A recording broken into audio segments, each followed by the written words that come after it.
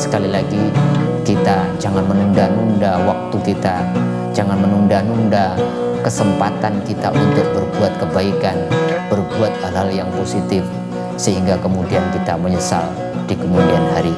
Mari kita manfaatkan betul waktu kita untuk amal soleh dan amal kebajikan, serta karya-karya yang menginspirasi sekaligus positif demi kita, demi orang-orang sekitar kita, dan semi rahmatan lil alamin.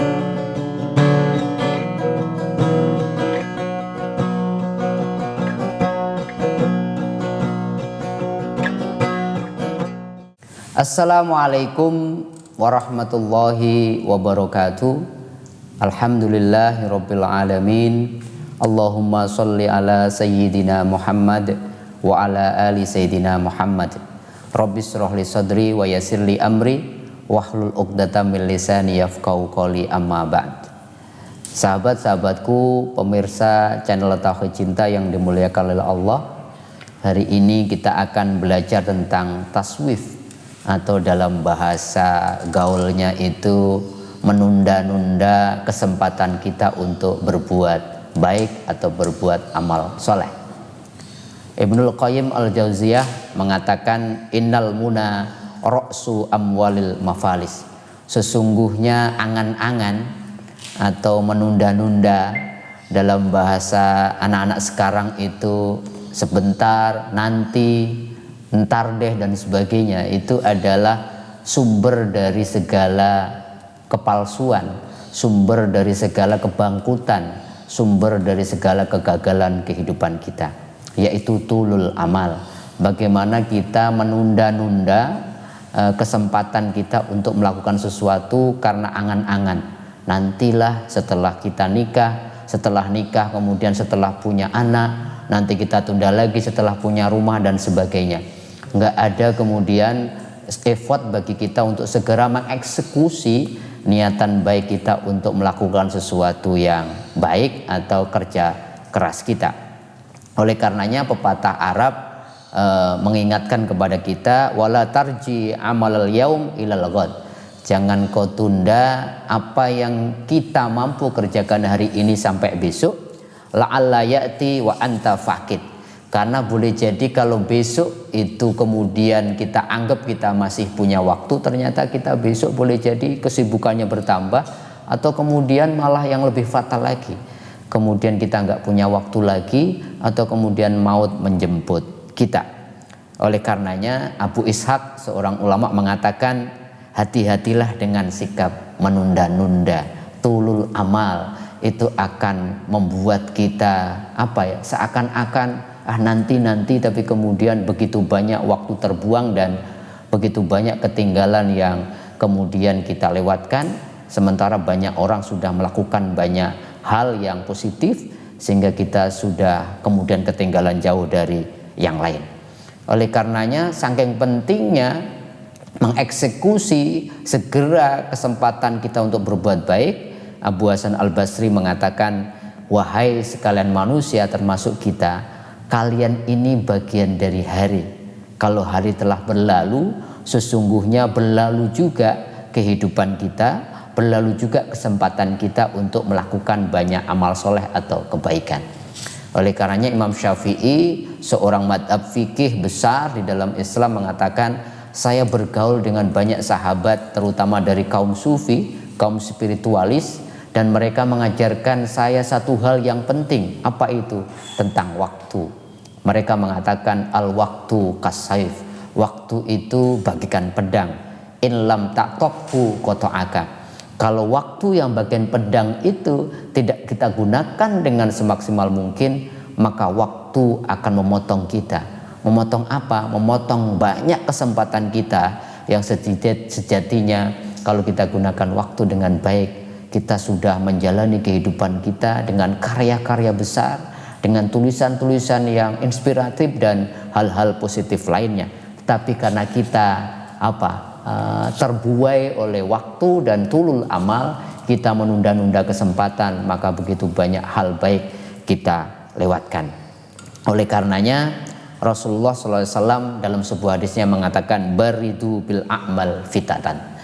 segeralah engkau melakukan segala amal soleh atau amal kebaikan yang Allah hadirkan ke dalam dirimu sebelum datang fitnah. Apa itu fitnah? Fitnah itu ya sesuatu yang menghalangi kita, bisa jadi karena sakit, bisa jadi karena halangan yang lain, bisa jadi uang kita semakin tidak seperti sebelumnya, tiba-tiba kita kemudian tidak muda lagi, sudah tiba-tiba tua, tiba-tiba kelonggaran waktu yang kemudian kita abaikan, tiba-tiba kita sibuk dan sebagainya. Atau jangan sampai kemudian kita seperti orang-orang yang diabadikan dalam surat Al-Fajr ayat 24, nanti di akhirat itu sahabat-sahabatku ada orang-orang yang menyesal tidak menggunakan waktu yang Allah berikan di dunia untuk sebanyak mungkin beramal soleh. Mereka mengatakan yaqulu ya laitani qaddamtu li hayati. Mereka kemudian berharap, kenapa ya dulu saya sia-siakan, saya terlalu berangan-angan, menunda-nunda waktu untuk berbuat sesuatu yang baik. Seandainya dulu saya gunakan seluruh waktu yang Allah berikan untuk kebaikan, saya tidak akan menyesal, saya akan menjadi orang yang beruntung di akhirat ini. Oleh karenanya Rasulullah mengatakan ketika ditanya oleh para sahabatnya, sedekah yang seperti apa ya Rasulullah, sedekah yang paling baik? Rasulullah mengatakan, sedekah yang kau lakukan ketika engkau sedang bakhil, ketika engkau sedang betul-betul pengen kekayaan, ketika engkau sedang sehat, ketika engkau sedang longgar dan sebagainya. Karena apa? Karena kalau kita sedekah pada waktu seperti itu, Rasulullah kemudian mengingatkan, jangan engkau tunda-tunda waktumu untuk berbuat sesuatu yang baik. Jangan sampai nanti ketika maut menjemput kita, kita baru mengatakan, tolong sedekahkan hartaku untuk si fulan berapa persen, untuk saudaraku berapa persen, untuk yayasan sana berapa persen. Tapi semuanya sudah terlambat. Dalam surat Al-Munafikun bahkan Allah mengatakan, wa anfiqu mimma razaqnakum, dan segeralah infakkan sebagian dari apa yang telah aku berikan kepadamu qabla, sebelum kemudian datang menjemput kematian. Dan kemudian kita mengatakan qala, semua orang berkata, ya Allah, bisakah kemudian engkau tunda waktu ajalku sebentar saja? Wa asaddaqa wa akum minas sholihin, saya akan sedekahkan bahkan seluruh apa yang saya punya, dan saya akan menjadi orang-orang yang baik. Sahabat-sahabatku, mari jangan tunda-tunda kesempatan Allah yang Allah berikan kepada kita. Ambil segera kesempatan baik yang Allah berikan. Fastabiqul khairat, Al-Baqarah 148. Bahkan kita disuruh berlomba-lomba. Sebab apa? Kalau kesempatan berbuat baik ini kita lewatkan, wallahi, demi Allah, banyak orang lain yang akan mengambilnya. Ketika ada orang datang meminta bantuan kepada kita, dan kemudian kita tidak ambil kesempatan itu dengan berbagai alasan, demi Allah, Allah akan mengirimkan hambanya yang lain akan mengambil kesempatan itu, dan kemudian dia tidak menunda-nundanya. Jangan sampai kita ditipu oleh al-amani, wa gharatkumul amani.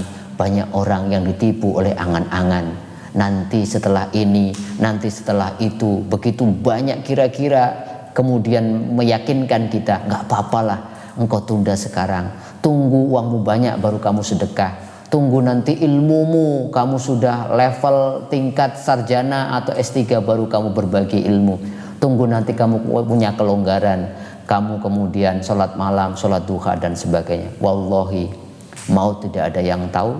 Oleh karenanya mari kita ambil kesempatan.